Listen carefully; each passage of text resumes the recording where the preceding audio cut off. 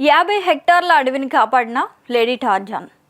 ఒడిశా రాయ్‌రంగ్‌పూర్‌కి చెందిన జమునకి చెట్లు, పచ్చదనం అంటే ఎంతో ప్రేమ. పెళ్ళయ్యాక జార్ఖండ్లోని మాతుకంలోని అత్తవారింటికి మారింది. అక్కడ చుట్టూ అడవి, పచ్చని చెట్లు. కానీ ఆ అడవిలోకి సగానికి పైగా చెట్లు నరికి కనిపించడంతో జమున చూడలేకపోయింది.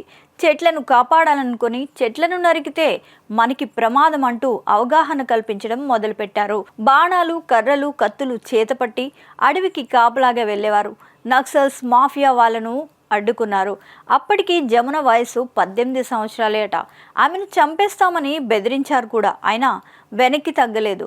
ఆ పోరాట ఫలితం వల్ల వాళ్ళ ఊరి అడవి బతికింది. ఆపై తన పోరాటాన్ని పక్క ఊళ్ళకి కూడా విస్తరించింది. ఇప్పుడు ఆ మహిళా సైన్యం 10,000 మందికి చేరింది. ఎన్నో మొక్కల్ని నాటించిన జమున 50 హెక్టార్ల అడవిని కాపాడింది.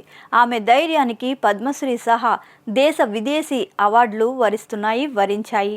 లేడీ టార్జాన్ ఆఫ్ ఇండియాగా ఆమెని పిలుస్తారు.